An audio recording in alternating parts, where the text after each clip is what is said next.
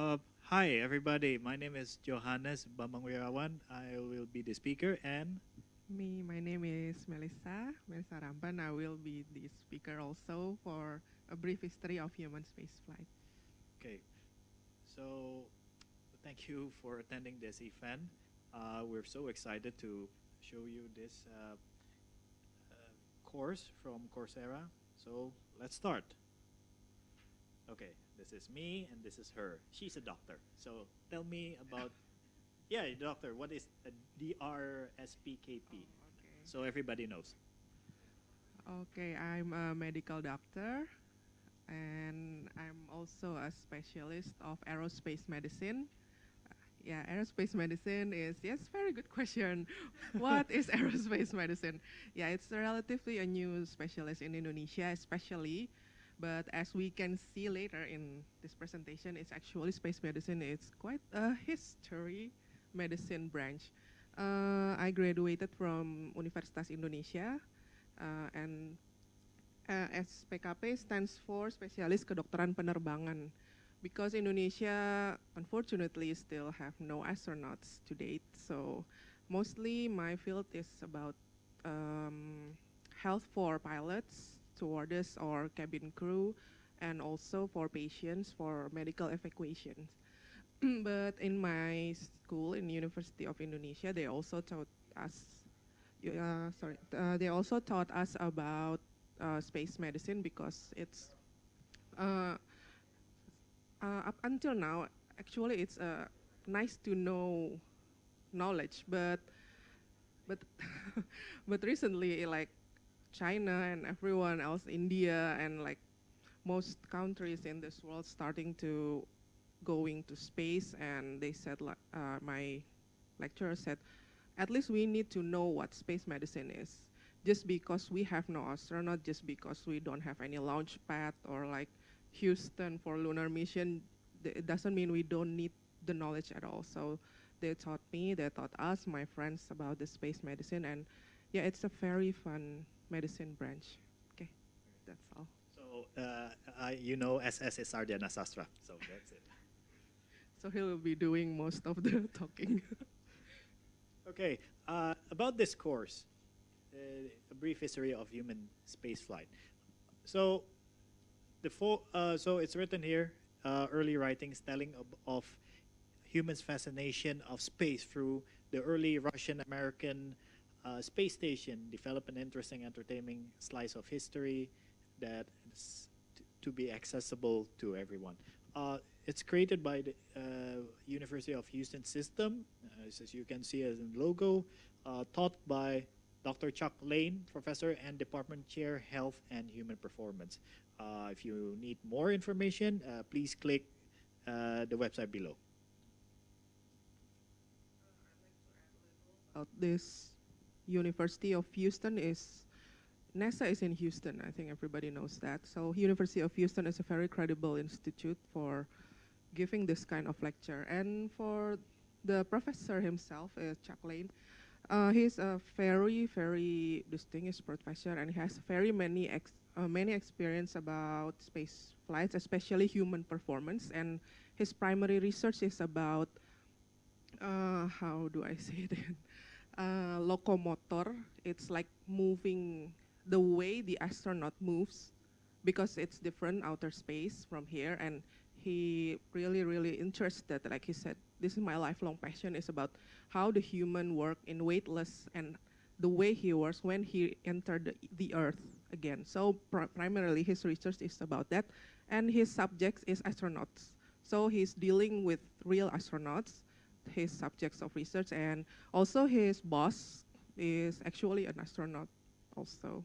So he's a very accomplished professor. So it's very interesting about this course that he'll be giving us about this space flight.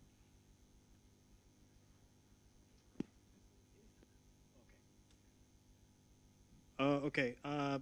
Now we're going to go to the unit, U.S. Apollo 11, One Giant Leap for Mankind. So John F. Kennedy has a passion about sending people to the moon. it's a passion that is a how human can reach space, but not only space but beyond. As so, John F. Kennedy was the president of the United States in 1961. Now, the mission objectives were accomplished by Neil Armstrong, stepped onto the moon on July 20, 1969. 350 million people viewed this in NBC, and his friend, astronaut Edwin Buzz Aldrin Jr., joined Armstrong on the lunar surface for about an hour and a half, while Michael Collins circled the moon in the command module. After spending 21 hours and 36 minutes on the lunar surface, Armstrong and Aldrin returned to the command module safely on July 24th. Now, I'm going to show you a video about the Apollo 40th anniversary. There will be an Apollo 11 animation, and now I understand that a lot of people, conspiracy theorists, mention that it's a hoax. But I'm trying to give you a insight. It's not a hoax, and I'm going to view the second video, why the moon landing couldn't have been fake. Okay, please wait a moment. Let me prepare the video.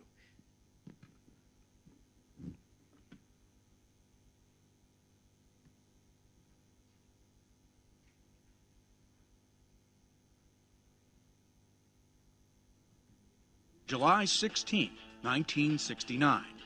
After Mercury, Gemini, 4 manned Apollo flights, triumphs, tragedy, and years of hard work from thousands of Americans, Apollo 11 was set to launch on its simply stated but monumental mission: perform a manned lunar landing and return.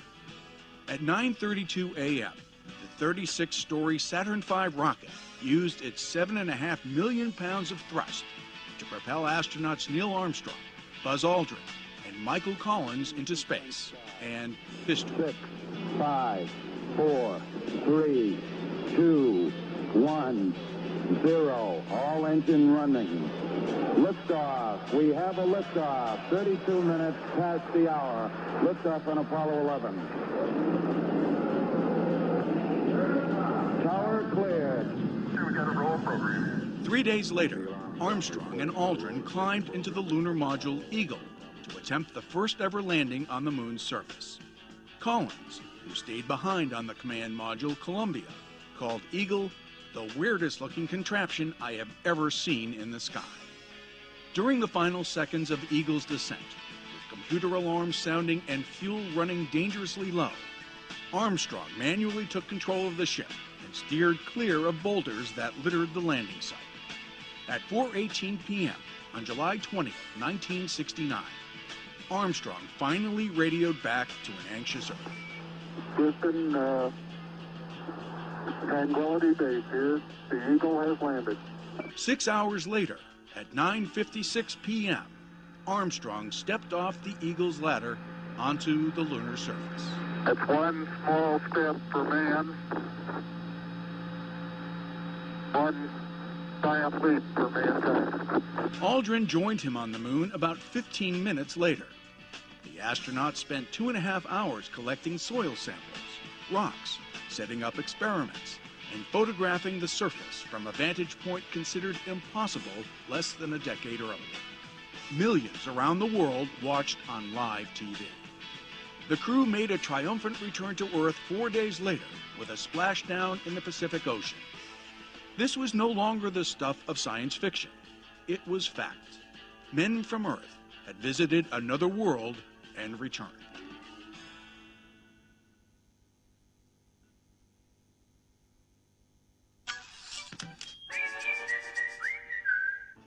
Okay, explain it to me one more time.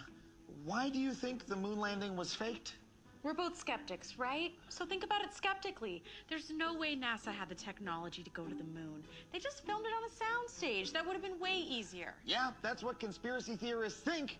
But the truth is, faking the moon landing in 1969 actually would have been harder than just going to the moon in the first place. Here, I'll show you. Fake moon landing, take one. All right, in this scene, you're on the moon, and it's real, and we're fooling America, and action! See? Stanley Kubrick just shot a guy jumping around on set, and then they played it back on TV. Sorry, but given the filmmaking and lighting technology at the time, that actually wouldn't have been possible. Right, the lighting. Look at how bright it is. Look at these shadows. This was clearly shot in a studio. Actually, creating that lighting would have been essentially impossible in a studio. Melinda, meet Mark Shubin. He's a forensic motion picture analyst and an Emmy-winning Life Fellow of the Society of Motion Picture and Television Engineers. Thanks, Adam. Using image forensics, I can tell you that the light source we see in the moon footage is actually parallel sun rays with no diffusion. If you look at the photos from the Apollo mission, you can see that all the shadows are parallel because the light source is 93 million miles away. But if you try to recreate that same photo using studio lighting, the shadows diverge. Huh. Back in the 60s, the only way to recreate that effect would be to build a wall of millions of laser lights so close together they'd be like pixels on a TV screen. No, no, no, no, no. This lighting is all wrong. I need lasers, Peter. Lasers. But lasers back then were big and costly, so rigging together that many at that size would have required an enormous apparatus that probably would have cost more than the entire Apollo project. Perfect. This is great. Now we just need millions of these lasers. Oh, I don't know if that's in our budget or the country's. Honestly, Peter, you make me furious.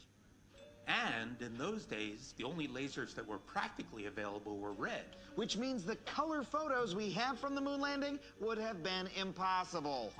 I can't shoot in red light. It makes this moon look like a bordello.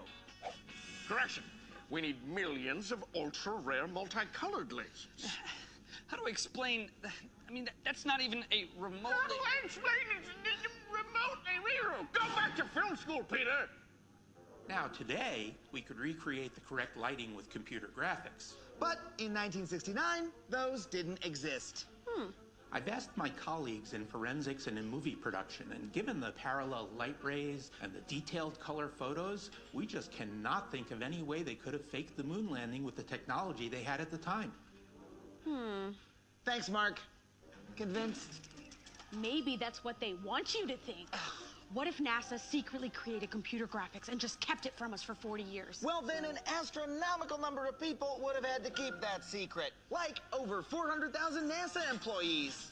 You want all 400,000 of us to keep our mouths shut? Yes, please. Good luck. We love gossip. Scientists from Australia, Spain, and England who said they independently picked up the moon landing transmission from space. And why would we lie for you? You're always making fun of our Vegemite. And the Russians, our space race rivals, who had every reason to prove us wrong. It's been 50 years, and we haven't even claimed that you faked it. You beat us fair and square this time, but we'll get you back in 2016. But where's the tangible proof that we went to the moon, huh? There isn't any. Actually, there is. While the astronauts were on the moon, they laid out a reflective material called retroreflectors. So today, when an observatory on Earth aims a high-powered laser at them, it bounces right back. Cut! Cut! Shut it down! This is impossible. Oh, no, wait! It still could have been faked. All you'd have to do is secretly develop computer graphics technology decades ahead of its time, convince multiple governments to lie on our behalf, and then somehow get retroreflectors to the moon without actually going there. You could do that, right? Forget it, lady. It'd be easier to put a man on the moon. Hey, Adam here. If you like that, be sure to watch all new episodes of Adam Ruins Everything every Tuesday at 10 on True TV.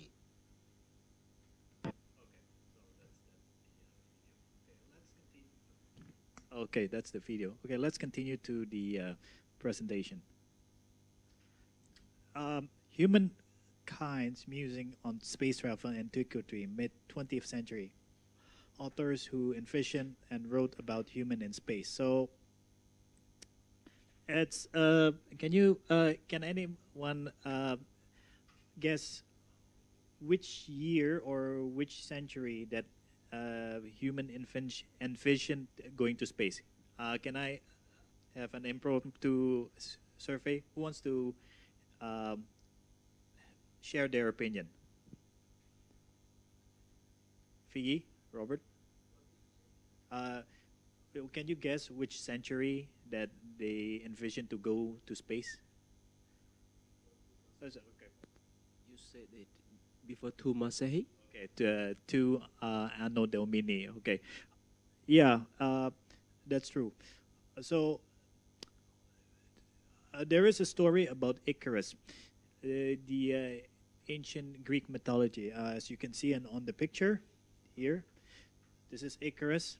So he has an imagination, has a willing to fly to the sun. So he prays to God, God, please give me wings to fly towards the sun. And God granted his wish, and he has wings made of wax. But so he flies to the sun, towards the sun. But the sun is so bright and so powerful, the sun rays melts the wings. So after that, sorry. It's a science fiction or a theology story? No. This is a. Who can answer that? A mythology, story of Icarus. Okay, thank you, Figgy. So it's a Greek mythology about the willingness or the dream to fly to the moon, fly to the sun. Actually, this is Icarus is more about fly to the sun. It's a Greek mythology. Well, you can YouTube yourself. Then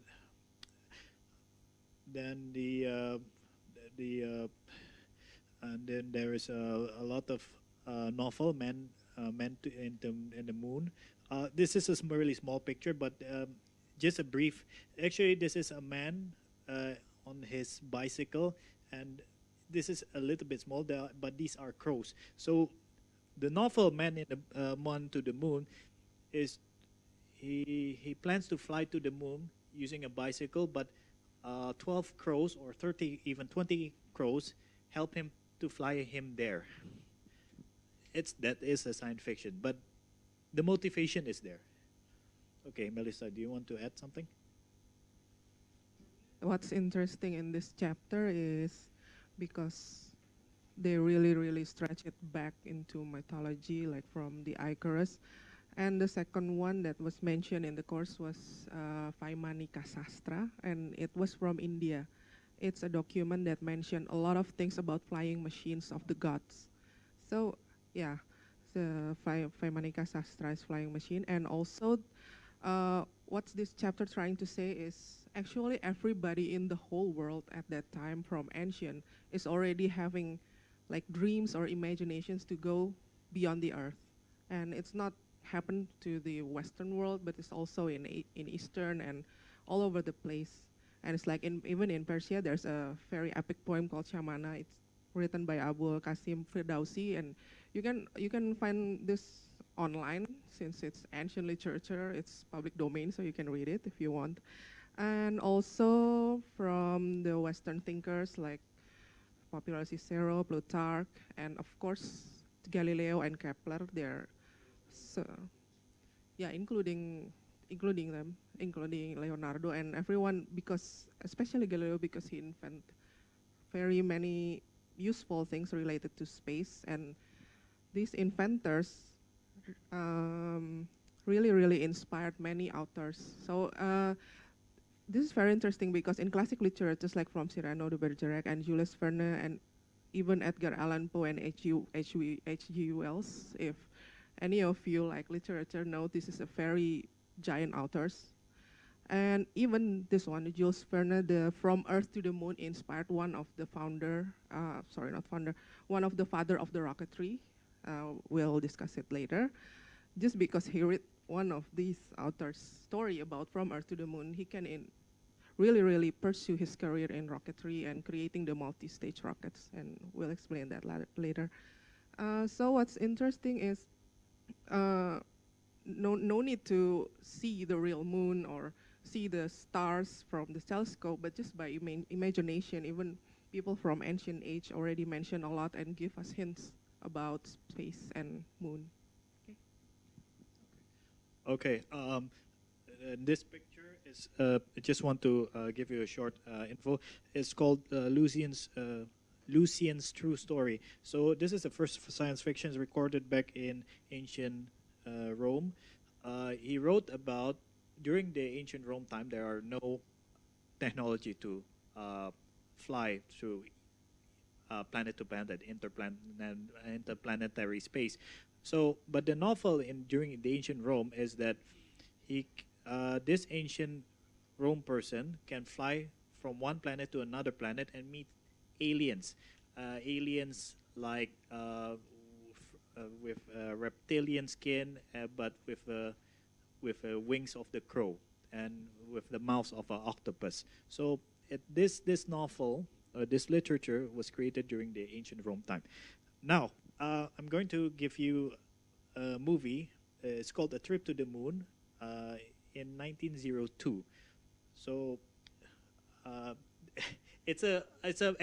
originally it's a black and white movie, but they made it in color. So I'm going to view it to you. Okay, please wait a moment. So the videos and the audios are not really that good because, yeah, it's history. So it's from 1900 and 1960s, and it's limited to that. But yeah, we can actually still enjoy it. Okay, so as you can see, just want to give you a technology preview. There were no technologies, color film, so they have to paint the color of each slide. So let's say this is brown, they have to use what do you call it? A brush, a water brush, and repaint it. Yes. Yes, correct. And there was no microphone at that time, so to give the score, they have to play a live music using violin and or sometimes a small orchestra. Okay, please enjoy.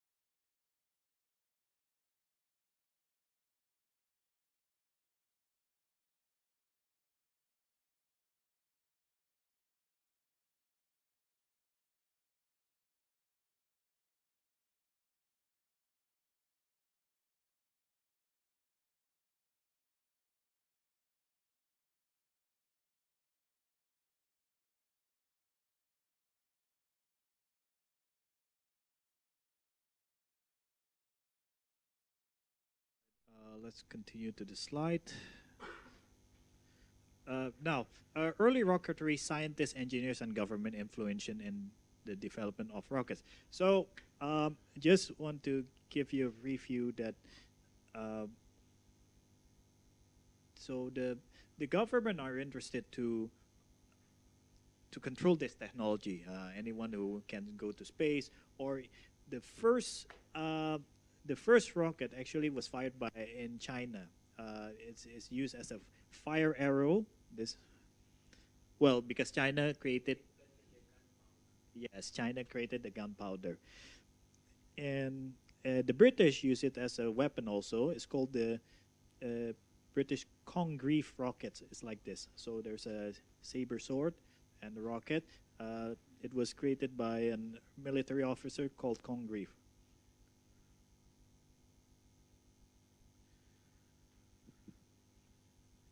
And to continue from the British, there are many influential scientists and engineers at that time, but mostly they are being ridiculed by their ideas.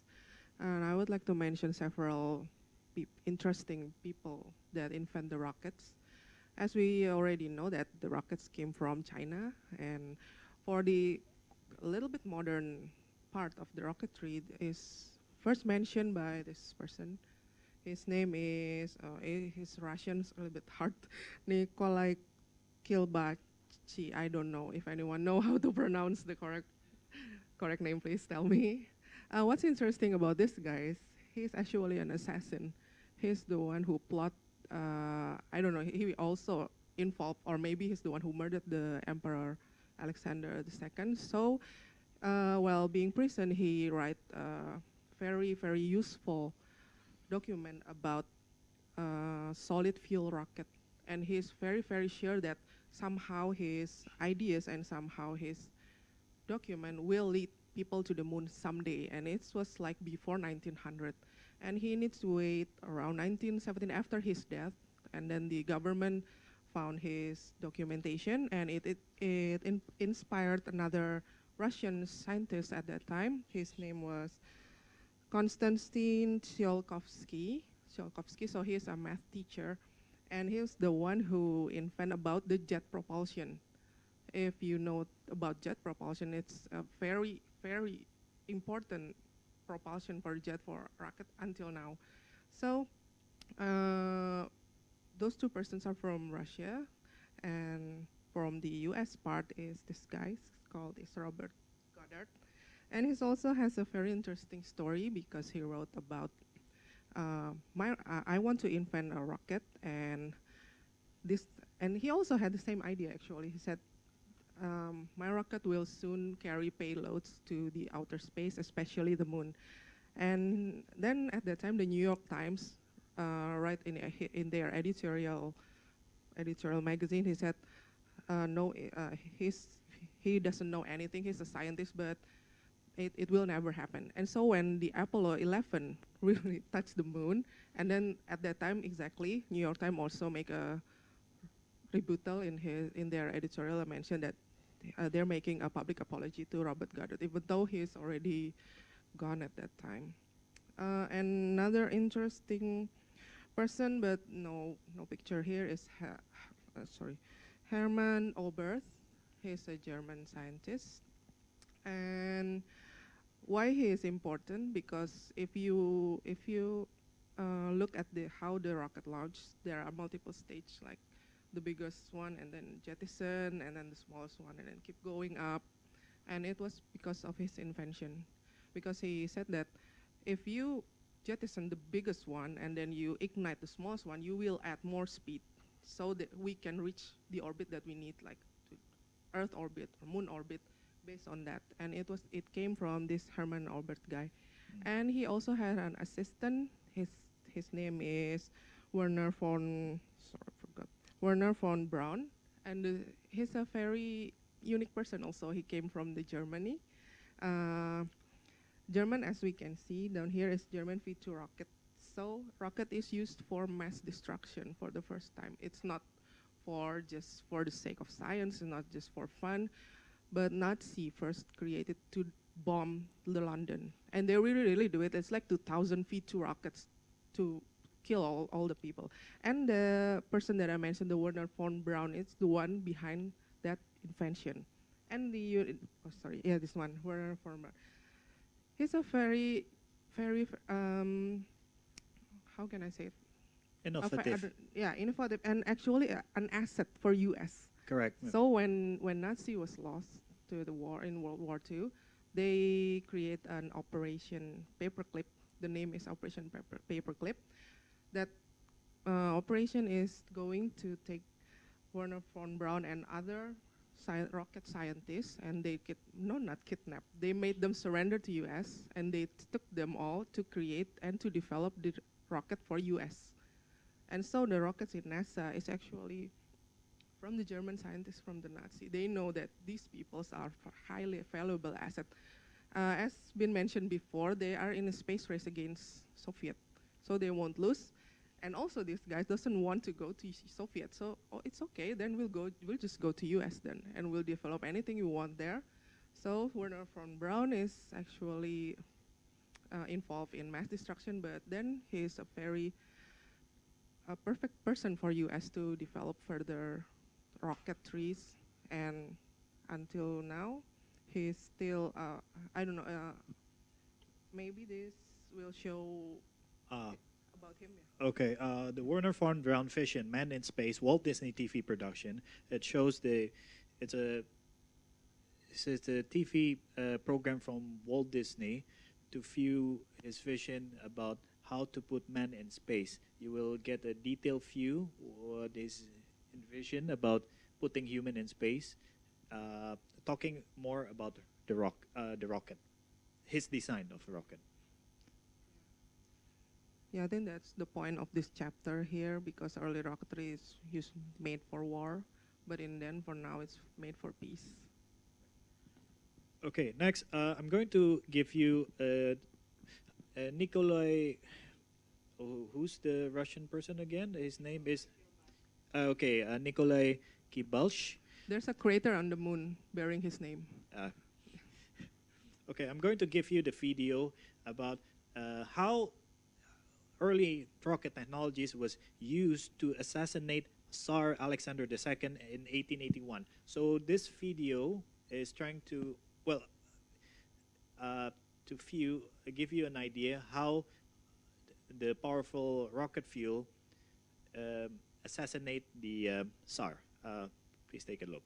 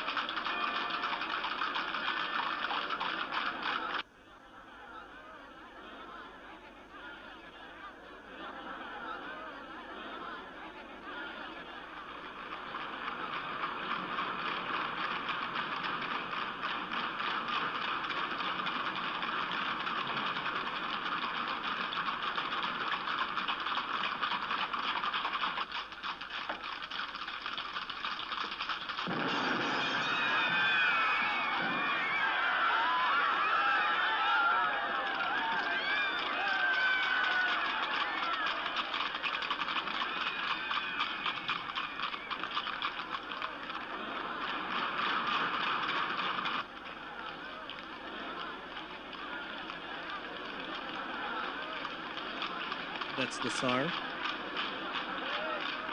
walking still to his chariot.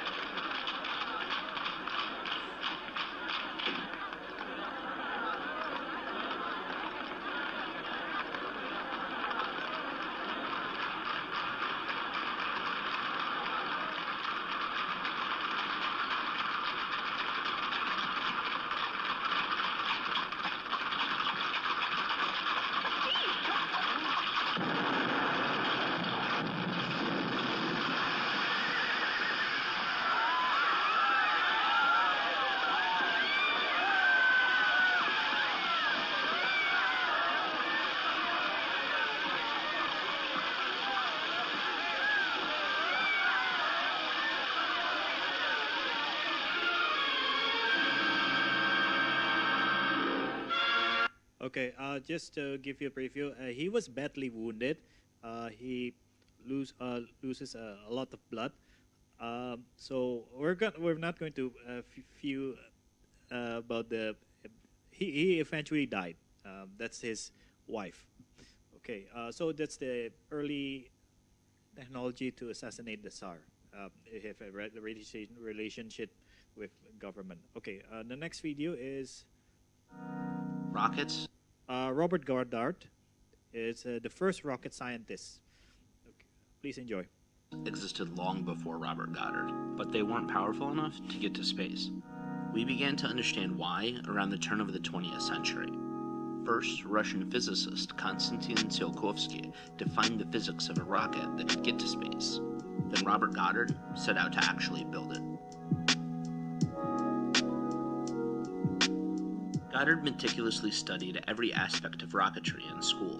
In 1914, he patented his first designs for liquid fuel and two-stage rockets.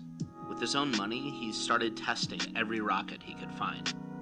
He tested solid-fueled fireworks, flares, and even Congreve rockets, the kind mentioned in the Star-Spangled Banner.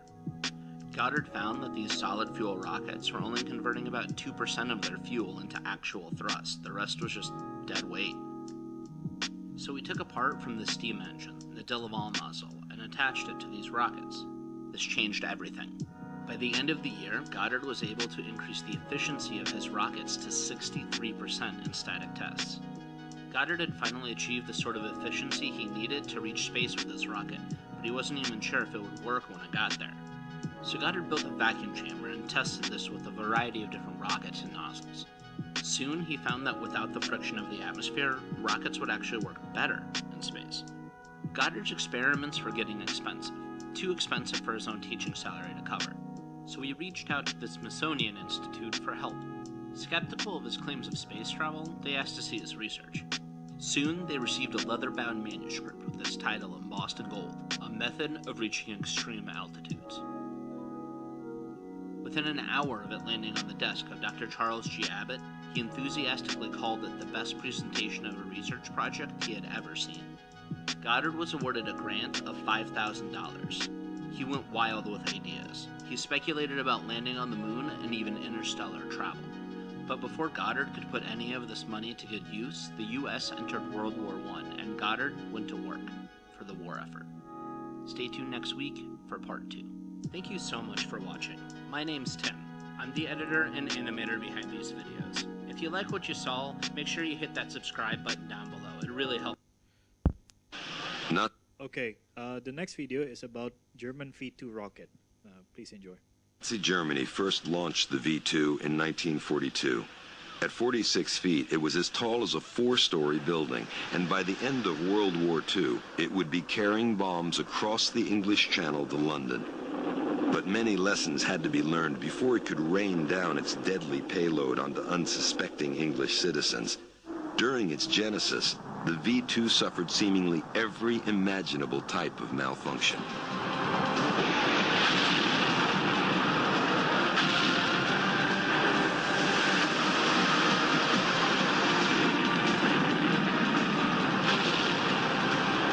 And the reasons were every reason under the sun.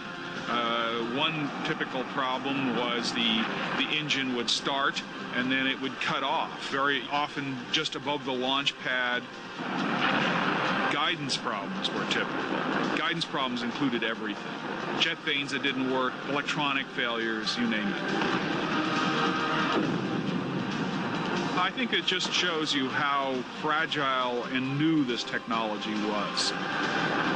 The V2 was blowing itself all over the landscape because it was new. I mean, every nut and bolt in that thing was not only invented from scratch, but under the intense pressure from the Nazi government to get this thing built and flying right now.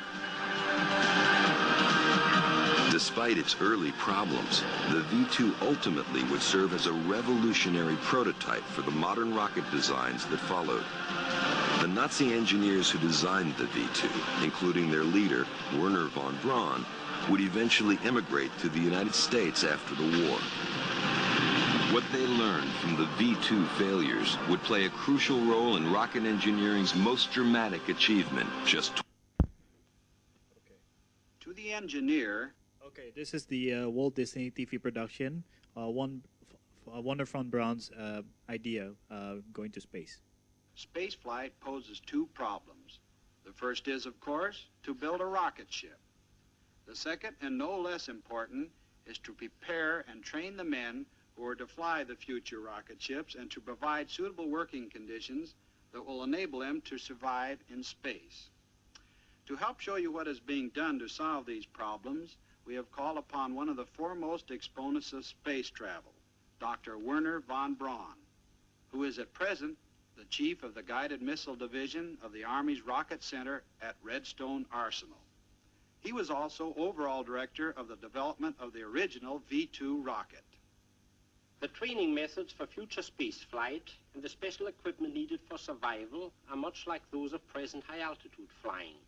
And the experiments we are making today are helping us to solve the more complex problems to come. Take the present-day pressurized flying suit, for example. It has been designed for use at extremely high altitudes and is a forerunner of the suits we will wear when we make that trip to the moon. To give you an idea of how engineers and medical men are working hand in hand, here are a few examples of the research that's being conducted at this time.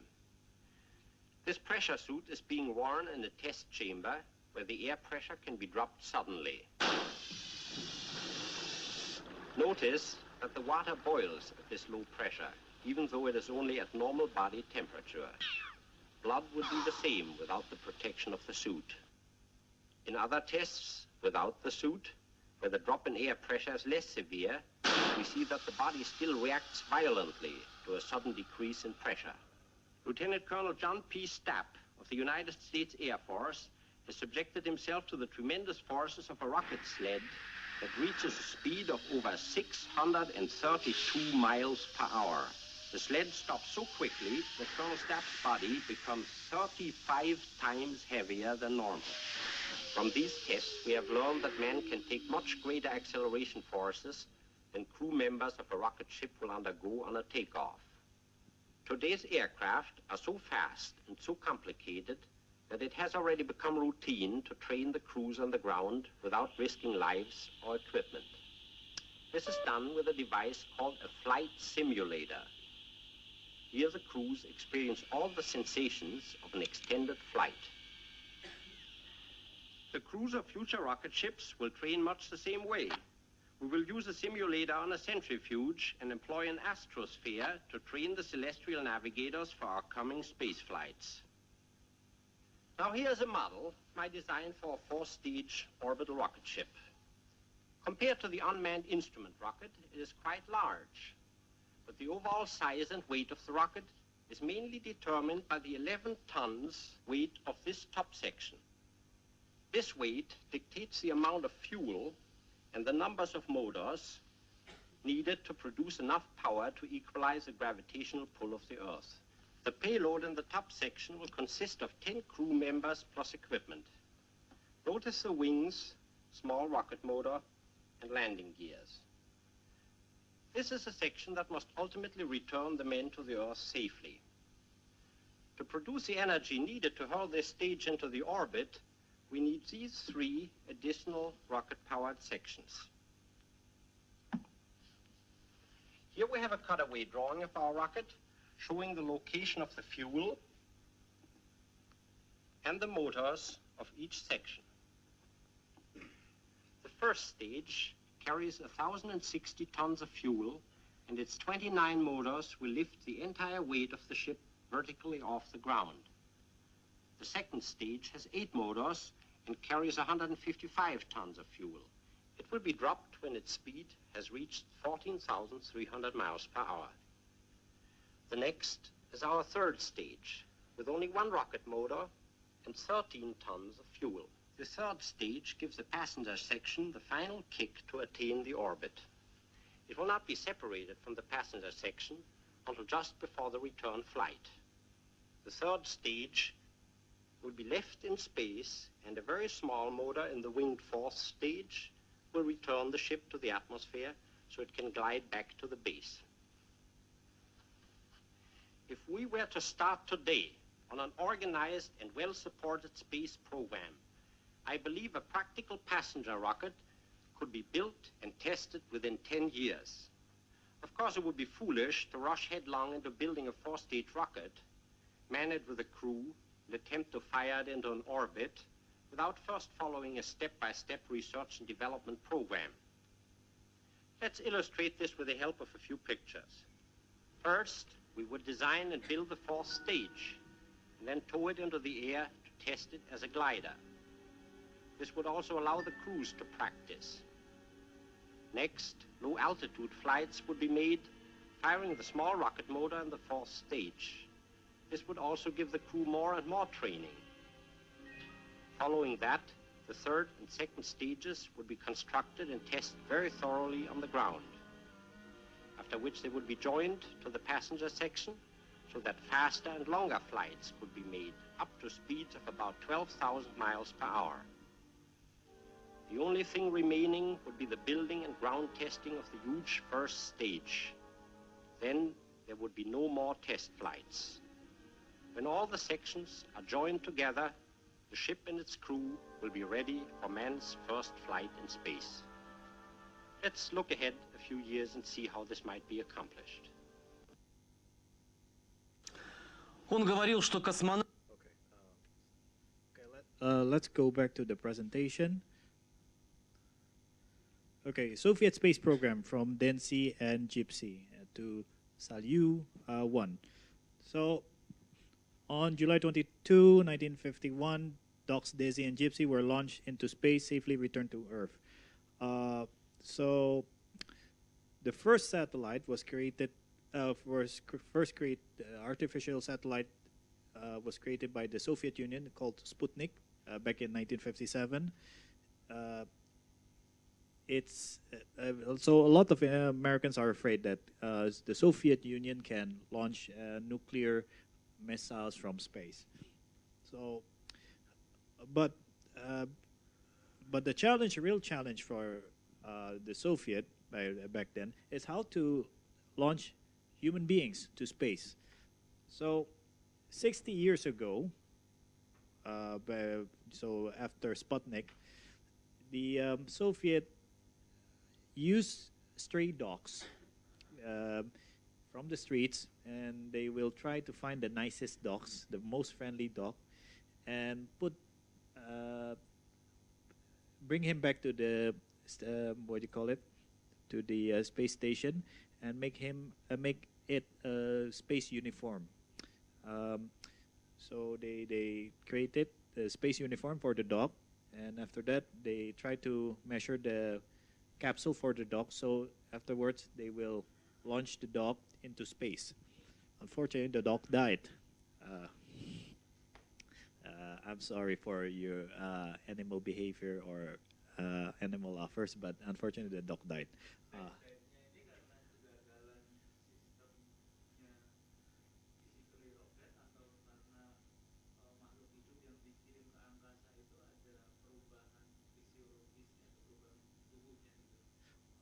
Actually, the dog died is decompression. Yang mana? Dog yang mana? Laika being put to sleep because of technical failure. Jadi dia technical failure udah pasti dia akan mati. Jadi dia put to sleep. So it's a sad story for Laika. Well. And there are several other dogs. Yeah, there were 3 dogs actually.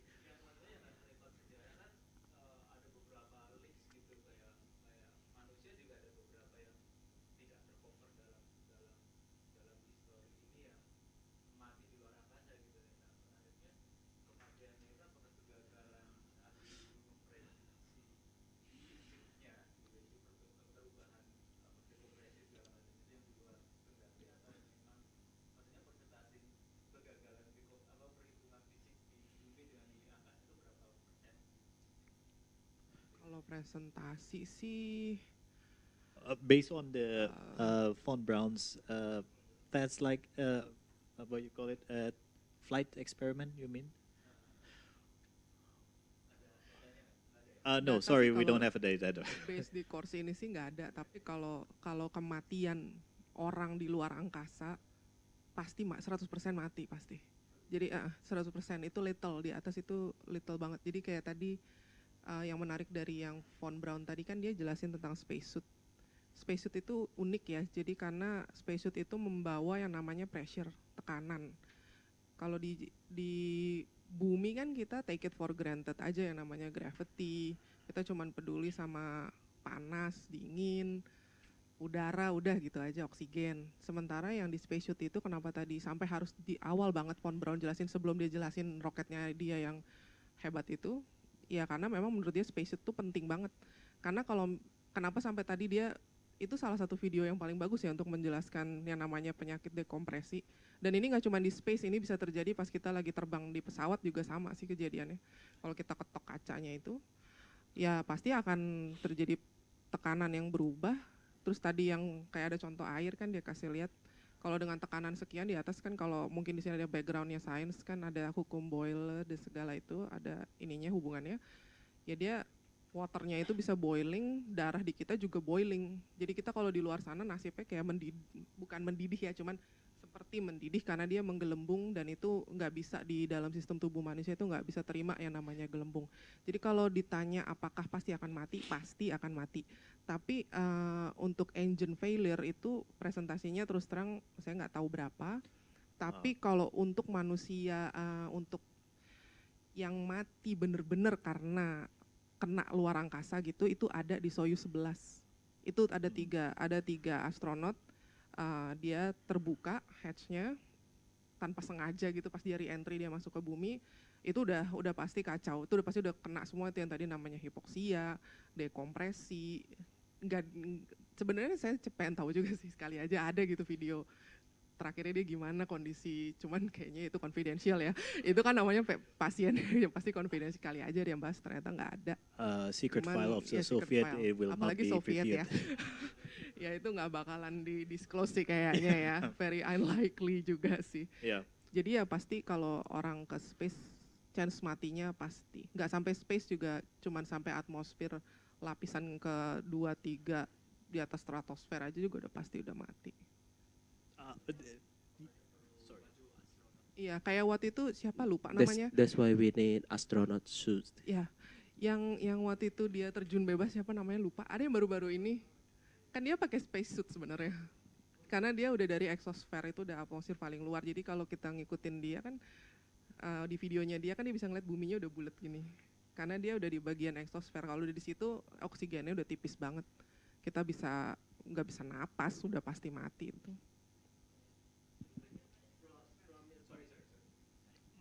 Limitnya berarti stratosfer ya? Sebenarnya kalau limit, kita nggak batasin limit berdasarkan lapisan atmosfer ya. Yang kita batasin itu feet, satuannya feet. Jadi kalau di bawah 10.000 feet, itu masih bisa lah. Jadi itu pertimbangannya kenapa kalau helikopter, kan dia unpressurized. Jadi dia, kalau jet, kayak pesawat jet itu maksudnya private pesawat atau pesawat Boeing atau Airbus yang biasa kita naik tuh, Garuda atau apa, itu jet, itu pressurized, itu bisa sampai 35.000 feet karena dia ada pressurized.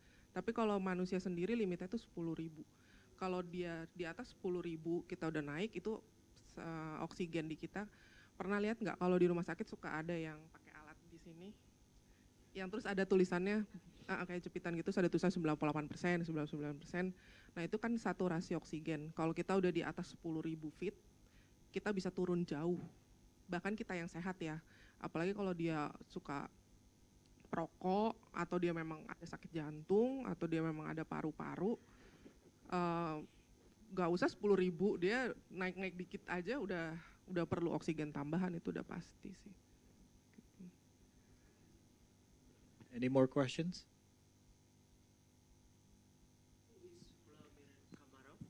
Who is Vladimir Kamarov who died? Is that the guy who ride the plane before? He's an astronaut. Russian astronaut. Is that the guy previously ride the space plane when they tested, and his face? No, not him. Okay. Melissa already explained. The hatch opened, and the Russian person died. But not this one. But not Vladimir. He's one of the Soyuz. I forgot. I think it's Soyuz. One of the Soyuz. One of the Soyuz. Soviet launched so many space program. Yeah. From this slide we can already see that actually Soviet won the space race, right? They have the first satellite in space, which drop the U.S. confidence, and it makes Kennedy very panicked back then. And then they have the first dog in space, first human in space, even first woman in space. Everything is first. And they even have the Salyut. The difference between Soyuz and Salyut is Soyuz is a capsule with the astronaut. Salyut, it's not a capsule, it's a station. So still, Soviet is the first one. The mindset of the Soviet Union at the time, make everything with low cost. This is a little bit a scary story. It's rare color footage. The first spacewalk, Alexei Leonov. If Alexei goes to space, did the spacewalk and failed, the Roscosmos management said, open your sleeve and take the suicide pill. Yes, they don't really care about human lives as long as they are the first. That's the mindset of the at that time. Okay, let's continue since we have limited time. I'm going to skip this video. That's the Sputnik. Please. I'm going to show about Laika.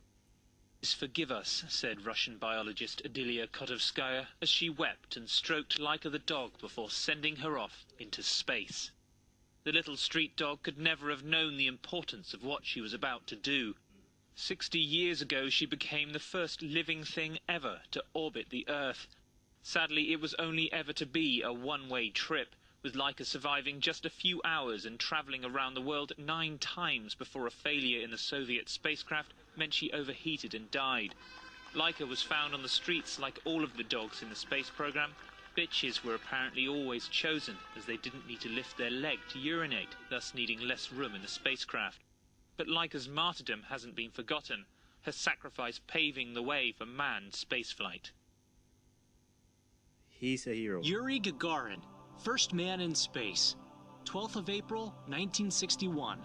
Yuri Gagarin was born near Moscow, Russia, on March 9, 1934, and was the son of a carpenter. Yuri joined the Soviet Air Force in 1955, and by 1959, he was training to become a cosmonaut. In 1960, Gagarin was selected along with 19 other candidates for the Vostok 1 program. Eventually, the program was narrowed down to 2 possible candidates. Gagarin and German Titov both had excellent performance in their training and were short enough to fit in the Vostok cockpit. Gagarin was perhaps selected because of his modest background, which suited Soviet Union propaganda, but also because the other candidates voted for him. His excellent memory skills, fast reactions, and mathematical skills. At age 27, on the morning of 12th of April, 1961, cosmonaut Yuri Gagarin was helped into his spacesuit and made his way to the launch pad. He climbed into the Vostok spacecraft, wondering if he would return back to Earth, but was calm. At 9:07 a.m. Moscow time, as the engines rumbled, Gagarin said, "Let's go." The rockets blasted off into space, and in 10 minutes, the Vostok spacecraft separated from the launch rocket. Gagarin was in space. He crossed the Atlantic Ocean, then the Pacific Ocean, and as his spacecraft passed over Africa, he prepared to re-enter the Earth's atmosphere, which would not be easy. He had orbited Earth for 108 minutes during the flight. As he made re-entry, the cables joining the Vostok's descent module to the service module failed to detach properly, almost causing disaster as it violently shook Gagarin, until they eventually pulled apart. As he re-entered Earth's atmosphere, he experienced forces up to 8 times the pull of gravity, but remained conscious. Because the Vostok spacecraft had no engines to slow down its re-entry upon landing, Gagarin had to eject out and parachute to Earth. He landed safely near the Volga River. Yuri Gagarin was made a national hero of the Soviet Union and became a global celebrity. He died on March 27, 1968, during an accident in a military training flight. He was just 34 years old. Subscribe for more history videos. Get simple. That's German Titov. I'm going to skip that.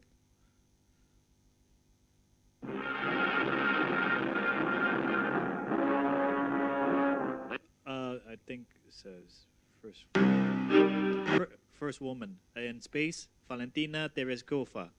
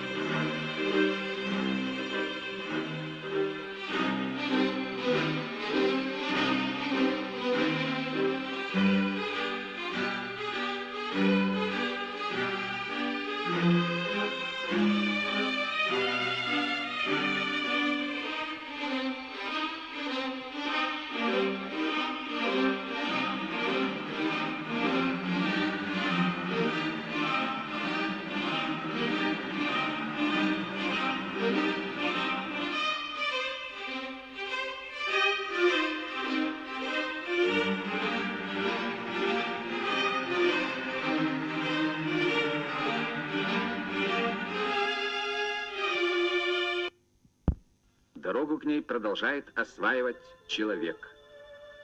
This is the Soviet Union В spacewalk. Советском Союзе впервые в истории осуществлен выход человека из корабля в космическое пространство.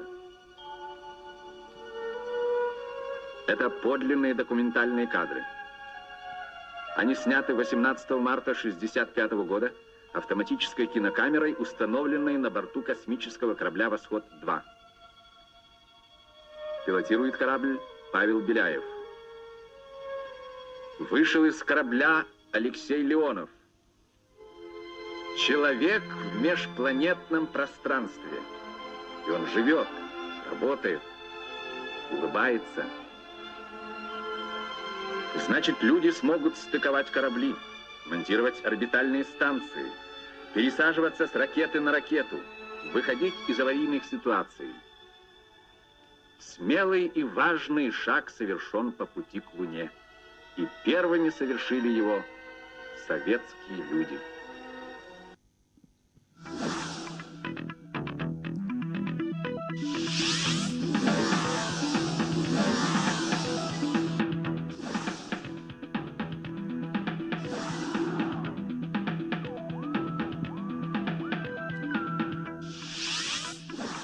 This is the astronaut who died, leader of the capsule.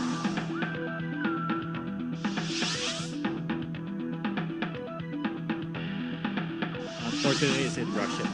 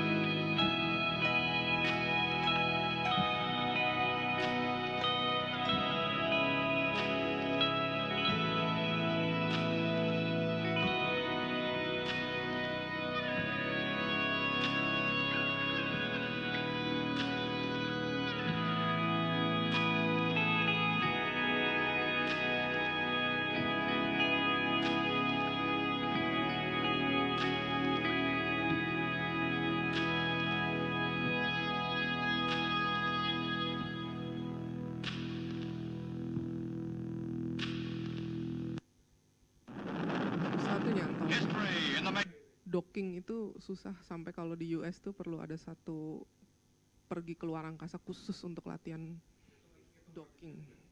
Ya, lain. Jadi docking di Earth orbit sama docking di Moon orbit itu lain. Terus tadi ada sih satu yang menarik yang di slide yang Soviet tadi itu, yang tentang anjing juga.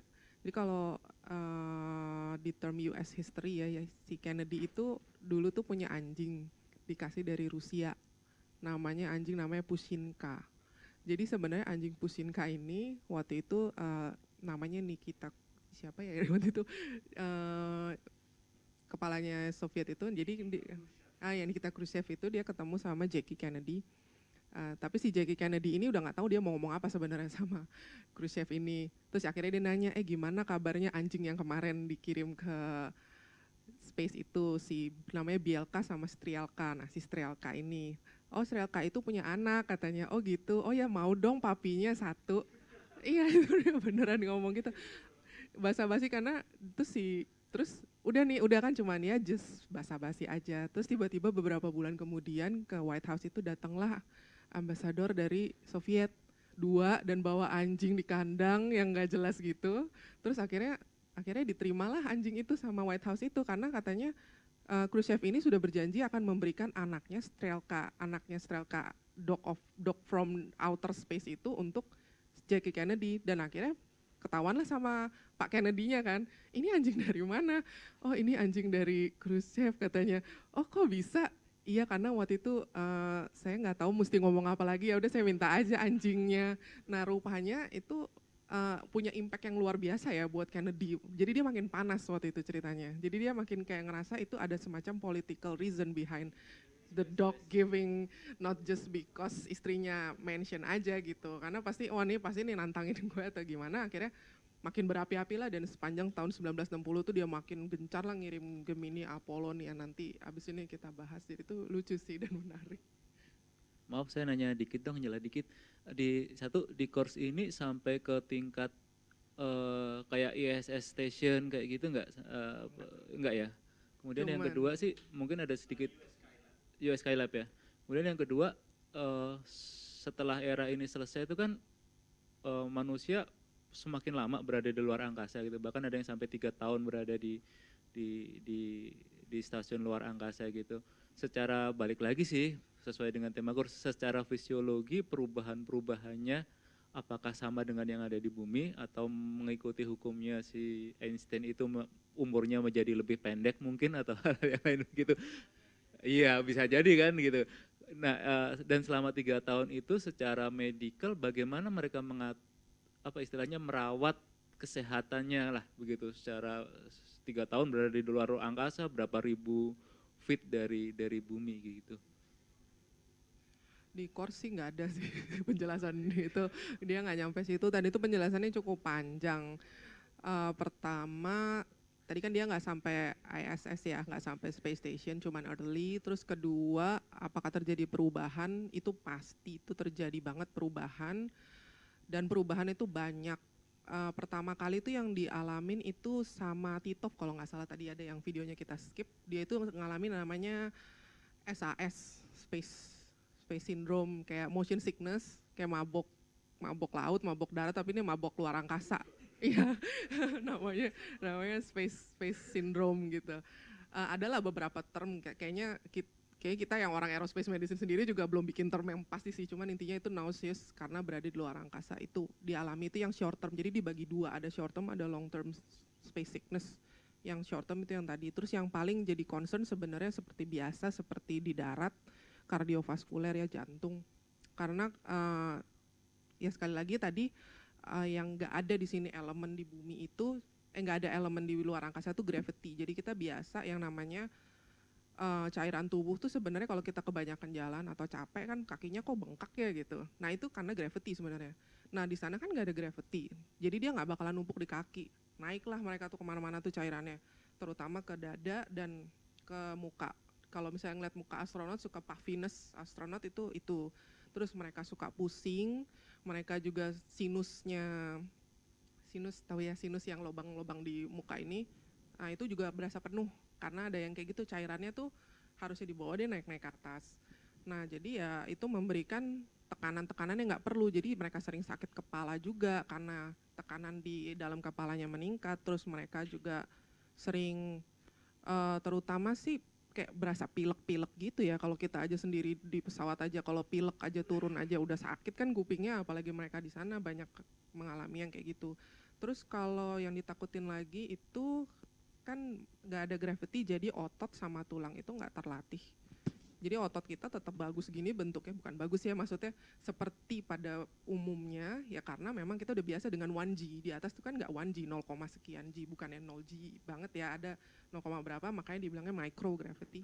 Nah itu pasti otot tuh jadi lemah karena nggak dilatih. Jadi kalau ngelihat mereka tuh suka treadmill tuh bukan biar sehat sih, biar mereka nggak loose aja, nggak ada atrofi otot namanya. Itu bisa sampai 20%, bayangin otot kita berkurang 20% tanpa kita ngapa-ngapain, nggak ngapa-ngapain itu akan hilang. Dan yang kedua bone, tulang. Jadi karena nggak ada yang namanya mechanical press, kan kita di sana kan enteng banget, nggak ngapa-ngapain udah ngapung, cuman megang-megang apa udah terbang-terbang. Kalau kita gini aja ngangkat-ngangkat apa tuh, jadi bone kita tuh tetap terlatih.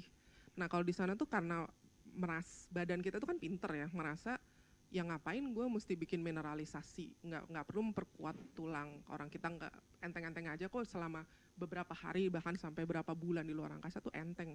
Jadi ya di tulang itu kan ada dua, pembentukan sama penghancuran.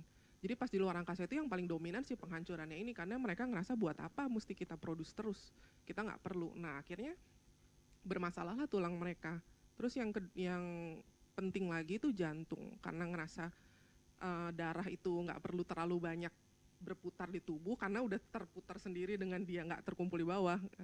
Jadi gitu ya, mungkin ngerti maksudnya, karena dia nggak perlu paksa untuk muter, tapi udah karena nggak ada gravity ya dia udah muter-muter sendiri gini.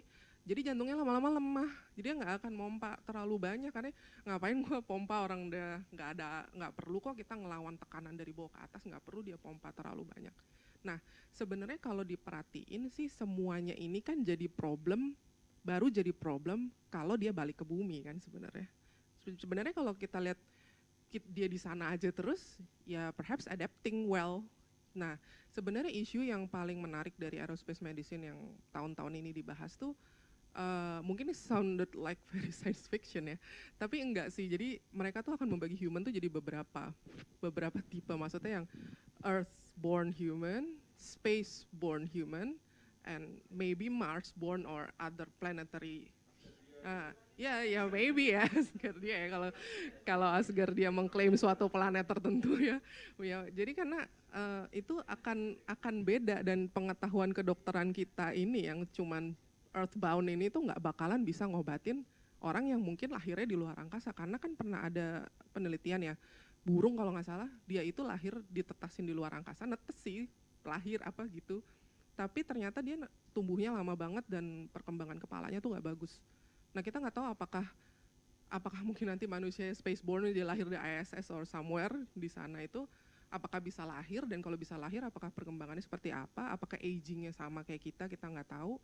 Pokoknya banyak lah yang mulai dipikirkan ke arah-arah sana. Dan kalau misalnya dia bereproduksi dengan earthbound people, earthbound human, seperti apa nanti jadinya, dan gak akan ada ilmu kedokteran yang bisa ngobatin mereka kalau misalnya mereka sakit gitu. Jadi sekarang arahnya tuh udah menuju ke sana, karena kita kan sekarang view-nya tuh udah ke Mars ya. Moon is so history ya. Itu 1960s, like 50 years ago itu udah nggak keren lagi gitu, ke Moon udah standar. Jadi ya pikirannya Mars, cuman Mars kan jauh banget ya. Dan apakah ya teknologi sih mampu aja, cuman badan manusia kan gini-gini aja, kita yang nggak bisa keep up kayaknya sama teknologi kita sendiri sih. Just to add up, there is an interesting article from space.com. Astronaut Scott Kelly and his twin brother are still identical, NASA says. So the story is, this is Scott Kelly. This is Mark Kelly. Scott Kelly went to space for 1 year. And according to this article, what? My DNA changed by 7%? Who knew? I just learned about it in this article from Scott Kelly. Can you guess which one is Scott Kelly? This one or this one? The right one, yes. So after 1 year, his he looks younger, and his DNA changed by 7%. And this is Mark Kelly, his brother. He looks older. That's according to space.com.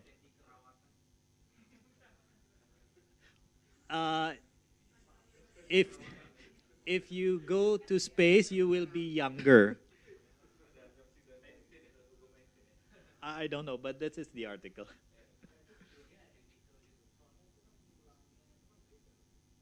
This is a twin brother. Exactly the same.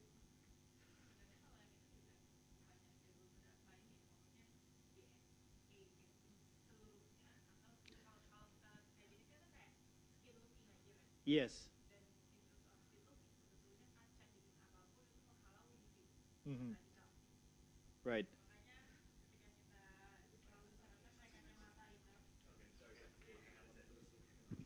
Ya, makanya kita tuh selalu disarankan pakai SPF dan kacamata gitu kan. Itu ada presentasi pengurangan ya kayak gitulah. Yang which is makanya kenapa ada ozon ada di bumi gitu kan, itu kacamatanya planet. Dan sebenarnya mereka juga di sana, mereka juga selalu terlindung nggak sih, nggak pernah ke expose direct sun atau segala macam. Jadi apa si DNA itu benar-benar yang diklaim sama si artikel itu in general atau emang skin only, karena the skin is pretty obvious.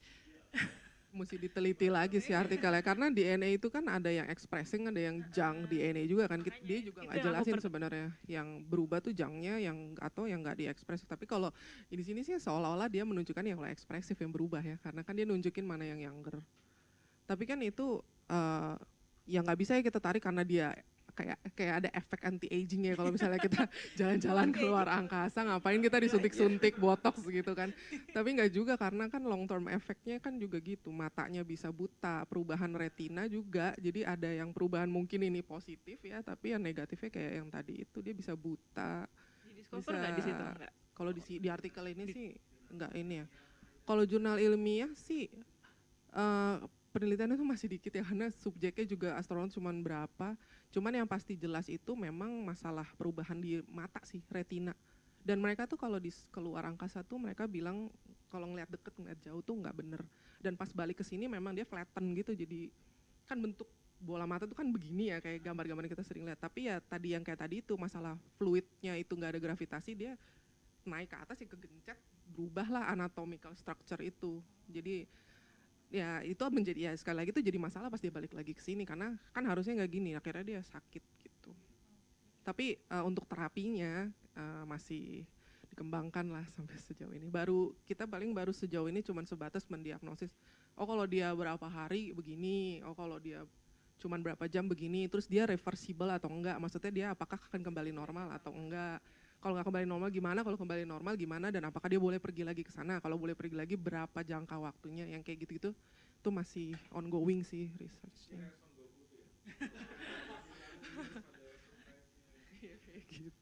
Itu makanya alasan utama nggak bulak-balik. So that's the main reason why people don't go back to the space, because of the decreasing quality of the physiology. Ya, physiology on Earth. Ya.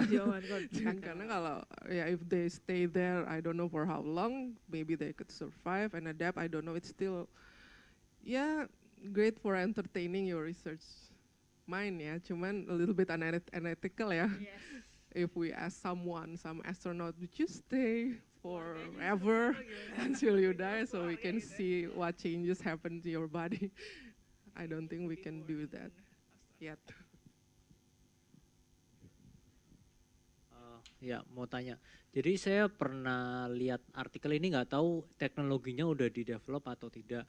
Jadi kalau di space station itu mereka kayak bisa bikin gerakan fisika atau apa gitu untuk menciptakan gravitasi sendiri. Oh iya, itu ada kayak. Jadi mereka kan berputar terus, jadi mereka bisa menciptakan gravitasi untuk Ya untuk menciptakan gravitasi yang mereka hilang gravitasi itu. Ya, jadi untuk mentolerir lah paling enggak, walaupun enggak sebesar di bumi misalnya. Ya itu ada dan kadang-kadang dilakukan, mungkin ini nanti lebih jelas. Cuman itu secara cost itu enggak bagus karena berat alatnya, berat. Jadi kalau dibawa-bawa ke atas itu kurang efisien sih. Cuman ada, memang itu salah satu caranya juga sih. Oh enggak, ini maksudnya di space stationnya itu dibuat seperti itu. Jadi, ada. Oh ya. Bukan, maksudnya benar-benar satu space station itu dibuat supaya seperti ada gravitasi. Itu pernah dilakukan memang untuk ngetes waktu itu. Ya, mungkin itu butuh sebenarnya pengembangan bagus lah sih. ya. Itu ide bagus banget, cuman ya itu bulky gitu. Jadi Kayaknya saya lihatnya di film. Ya, soon.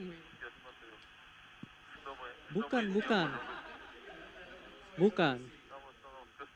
Ada ide untuk itu ada, cuman problemnya dia berat. Oh iya.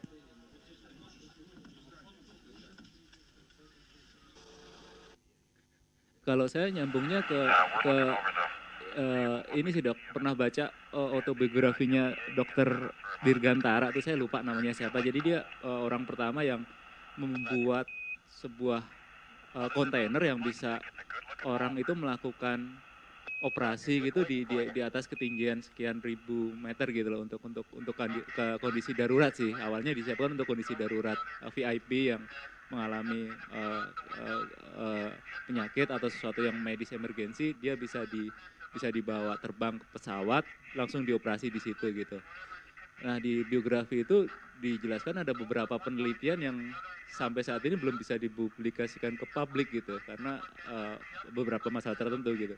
Kemudian yang kedua, kasus yang dia soroti adalah saat pesawat Hawk itu terbang bebas dari ketinggian berapa ribu kilometer, tapi dua penumpangnya itu selamat, itu dua pilotnya itu selamat, satu pengendali misilnya yang di belakang itu selamat itu, tapi tubuhnya itu karena dikompresi mengalami sesuatu yang benar-benar berbeda gitu. Benar sih bola matanya ada yang pecah, ada yang ini segala macam, tapi dia masih tetap hidup gitu. Namun hasil penelitiannya itu belum bisa dipublikasikan ke publik juga gitu. Makanya tadi sayang banget ada jurnal-jurnal ilmiah yang nggak bisa dikemukakan ke publik.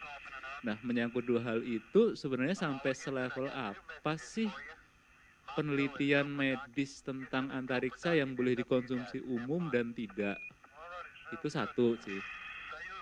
Kemudian yang kedua menyangkut dekompresi lagi, ada teman yang pernah cerita dia sama timnya itu naik ke gunung tertinggi gitu di Himalaya, tetapi lupa bahwa tubuh manusia itu harus beradaptasi gitu loh setelah ketinggian.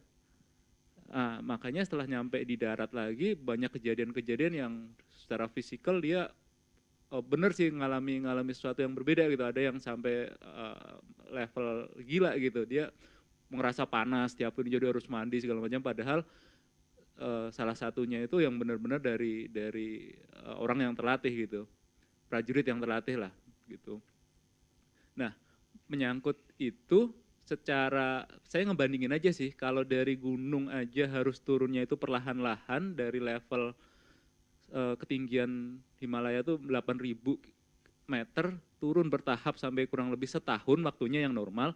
Kalau di level antariksa ini bagaimanakah? Apakah bisa secepat itu perubahan tubuhnya yang tidak normal itu gitu? Jadi dua sih, satu penelitian tentang jurnal ilmiah tentang medical itu untuk awam itu sebatas apa, kemudian yang kedua perubahan tubuh manusia dari angkasa ke bumi. Itu sih masih. Kalau yang pertanyaan pertama, sejauh mana itu bisa dipublish, itu harusnya setiap penelitian itu idealnya dipublish ya. Karena ya selama disetujui ya sama subjeknya. Apalagi ini subjeknya pasti kan astronot. Astronot tuh kan sedikit.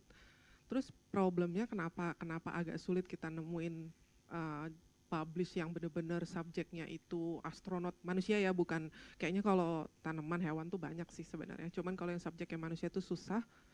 Pertama karena mungkin nggak etis, nggak bisa sembarangan, jadi harus melalui penelitian hewan dulu, hewan juga macam-macam kan, tikus dulu, ini dulu, anjing segala macam, baru bisa manusia, dan manusia juga lama.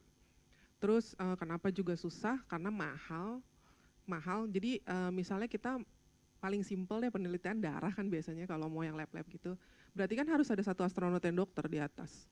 Nggak gampang untuk dapetin resource itu, karena satu orang astronot aja cost-nya udah banyak banget. Nah jadi kalau untuk penelitian apakah worth it? Jadi sebenarnya NASA itu punya loh satu page khusus untuk kita tuh bisa masukin proposal. mau meneliti apa. Kalau menurut mereka tuh worth it dan segala macam itu kita bisa submit sebenarnya. Dan alasan-alasannya apa dan background dia, pasti dia lihat background kita siapa. Tapi kalau as long as kita qualified atau memungkinkan ya mereka sih sangat senang ya dengan itu karena mereka sangat menampung yang begitu research itu. Terus kedua karena juga itu militer biasanya. Kalau militer itu kan highly classified, kita nggak bisa narik itu, dan kalau subjeknya mereka adalah anggota army-nya atau anggota navy-nya mereka sendiri itu nggak bakalan keluar. Dan pasti banyak lah yang kayak gitu ya, yang penelitian yang udah dilakukan terhadap mereka sendiri tapi itu nggak bisa dipublish. Terus yang kedua itu yang masalah kalau di gunung aja udah kayak gitu, apalagi di luar angkasa. Sebenarnya sih mirip tapi nggak sama. Jadi kalau gunung itu lain lagi. Jadi ada yang namanya acute mountain sickness. Jadi yang kita naik tuh harus pelan-pelan. Jadi ada, mungkin dulu waktu biologi ada yang namanya aklimatisasi. Nah, jadi dia, ya jangan pas kuliah ya salah. Nah jadi aklimatisasi gitu, nah dia harus tetap menyesuaikan diri pelan-pelan, emang nggak bisa langsung rapid dia naik ke atas. Nah kalau turunnya juga harus pelan-pelan, nggak bisa, karena paru-paru, ya biasa badan manusia itu gentle ya, apa-apa tuh maunya pelan-pelan, adaptasi, lama-lama pas dia nyampe atas dia udah baik. Nah kalau dibandingin sama luar angkasa atau pesawat di paling dekat itu beda banget. Jadi ada yang namanya benar-benar dia tuh rapid decompression, yang efeknya juga lain, yang obatnya juga beda. Sebenarnya kalau misalnya, jadi misalnya kita kena dekompresi, obatnya apa sih? Kan pertanyaannya gitu. Misalnya yang paling mengerikan tuh kalau misalnya naik pesawat, total ada apa-apa kan, aduh gimana nih kalau misalnya dibolongin jendelanya, terus kita harus gimana ya, apa yang kita harus lakukan sekarang tuh nggak ada obat, nggak ada minum obat, ada tuh dia harus langsung turun, dia harus langsung cepat descend, itu satu-satunya terapi tuh itu. Jadi kalau misalnya seandainya pilot, ya nggak tahu lah tiba-tiba dia mungkin dibom kali atau dari bawah terus gimana ya, dia harus langsung turun kalau ada bolong gitu, nggak bisa dia, nggak ada terapi apapun, nggak ada obat apapun, nggak ada preventif apapun, kecuali dia harus langsung turun. Jadi benar-benar sama kan ada yang namanya decompression chamber juga tuh, mirip-mirip kayak gitu juga tuh. Kayak misalnya ada hubungannya sama diving medicine juga, jadi ada alasannya kenapa orang yang habis diving nggak boleh langsung naik ke atas. Maksudnya nggak boleh langsung naik pesawat terbang, ada jeda waktunya kan, dan itu detail sebenarnya. Multiple diving mesti nunggu berapa jam, single diving di hari yang sama mesti nunggu berapa jam, itu ada aturannya. Karena kalau enggak dia decompression sickness yang ada parah banget, nanti dia bakalan sakit. Jadi ya beda jauh sih, kalau di space makanya penting banget itu space suit, pressure dan segala bahan-bahan material kapsulnya itu penting banget.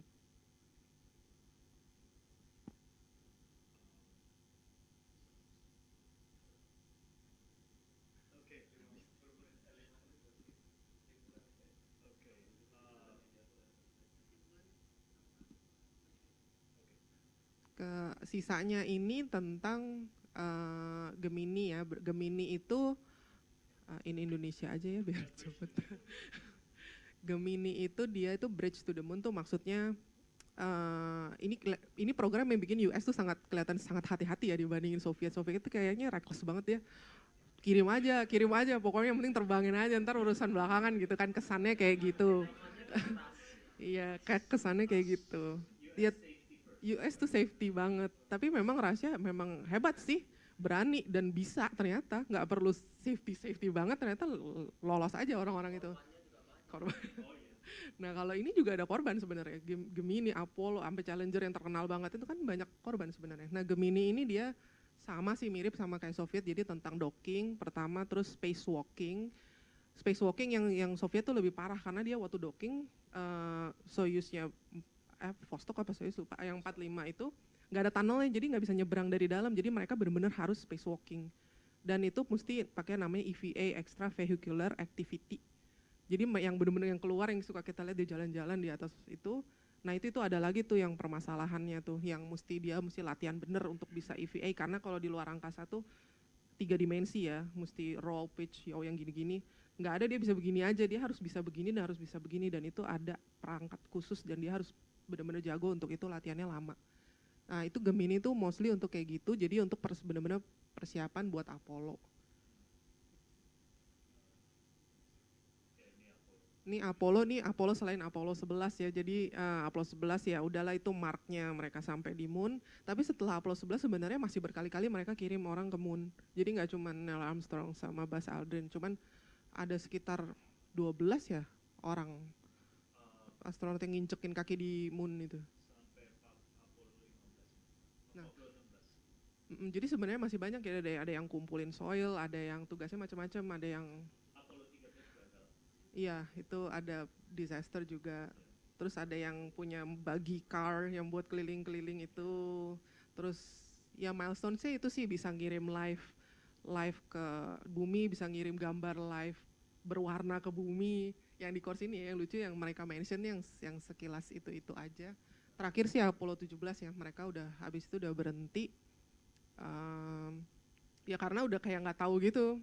Udah nih, karena kan basically ini kan cuma political war aja kan, nyampe ke terus pas udah achieve gitu, ya udah nggak tahu. Coba slide yang oh ya Skylab.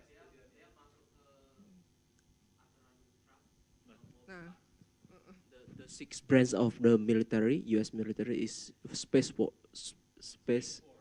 Force. Ya itu yang akhirnya ya karena tadi basicnya NASA juga dibentuk karena masalah politik juga, ya kayaknya akan endingnya ya tergantung siapa presiden di Amerika sana. Terus oh ya ini chapter terakhir sih dari course-nya. Jadi Skylab itu yang benar-benar untuk mengukur biological monitoring ya. Ini yang paling menarik sih kalau buat saya karena banyak medicalnya karena di Skylab ini. Terus kalau yang tadi paling kesimpulan menurut saya yang terakhir sih setelah NASA itu udah nggak tahu mesti kan mereka kan tujuannya space exploration kan for the benefit of humankind. Jadi sebenarnya mereka masih bisa terus tuh ngerjain terus, nggak ada alasan untuk mereka berhenti apalagi mereka government kan. Yes.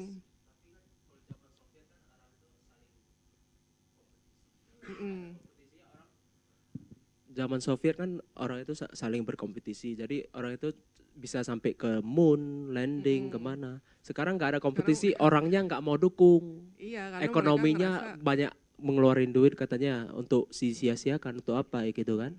Jadi kongresnya nggak mau ngeluarin duit, jadi orang itu sekarang keluarin itu inisiatif untuk Space Force, ada force-nya. Iya emang bener, apalagi sekarang banyak yang private funding kan, SpaceX, Boeing, kan ngeluarin Lockheed, itu keluar semua, bagus lah jadi memicu. Pertanyaan saya kembali ke online course-nya ya. Jadi kembali ke learning outcome. Biasanya online course kan ada learning outcome gitu, pembelajarnya akan dapat apa gitu. Nah menurut kalian ini pembelajarnya dapat apa sih setelah belajar ini? Dan ini sebenarnya online course yang paling cocok untuk siapa? Yang pokoknya yang ini cocok untuk orang yang bekerja sebagai ini atau sedang belajar ini dan itu bermanfaat banget buat dia gitu pertanyaannya. Mungkin aku bisa jawab sedikit. Oke, keuntungannya sih pertama dapat sertifikat. Tapi untuk siapa aja yang tertarik untuk sistem engineering, mendesain sistem yang rumit sekali, apalagi sejarah back to the history ya, 1960. If you go to the moon, Apollo 11, it's a very difficult. One of the most advanced computer at that time itu cuman 4K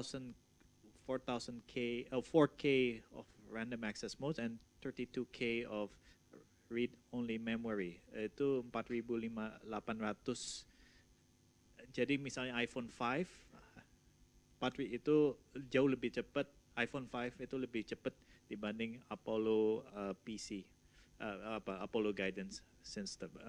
Dan dengan desain ini, dengan project ini, Apollo 11 sama Apollo yang lain, kita bisa menikmati computers, personal computer yang, yeah, okay, thank you. So I think for the future.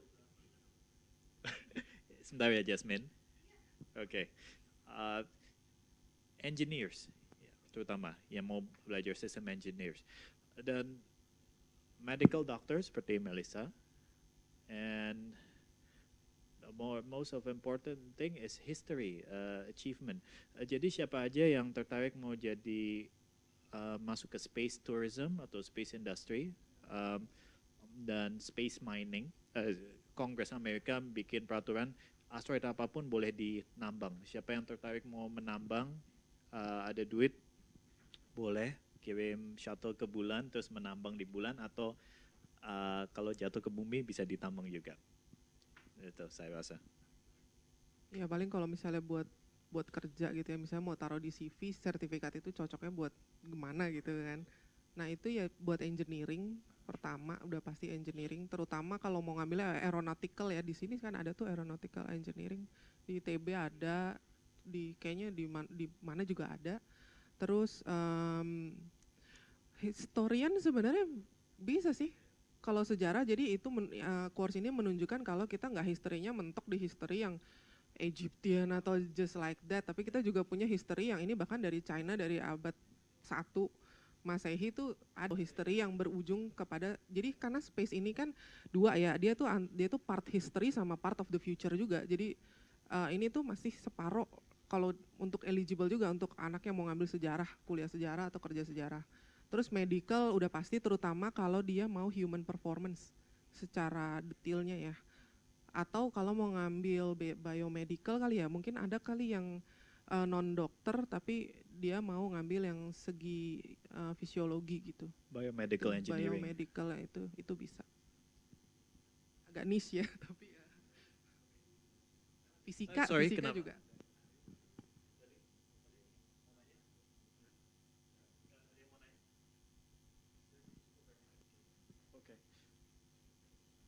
Okay, slide terakhir ya. Okay, so thank you. Any question for the wonderful question and answer session.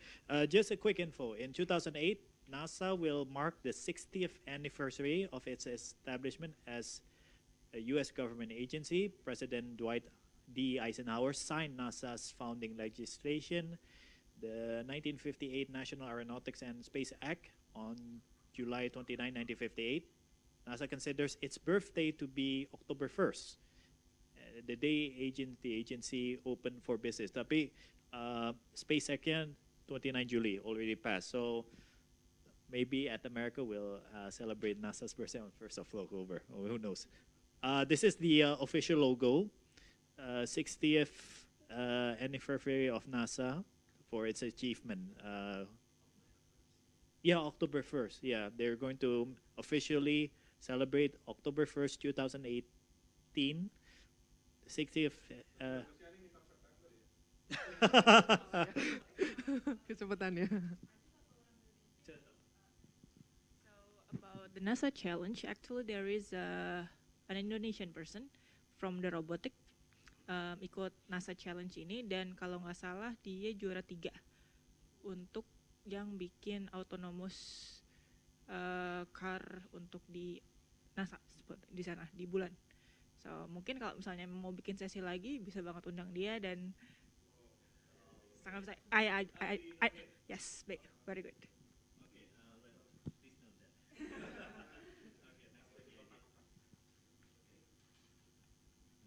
Oke, that's the end. Semoga masih berjalan terus ya ini NASA dan sebagainya.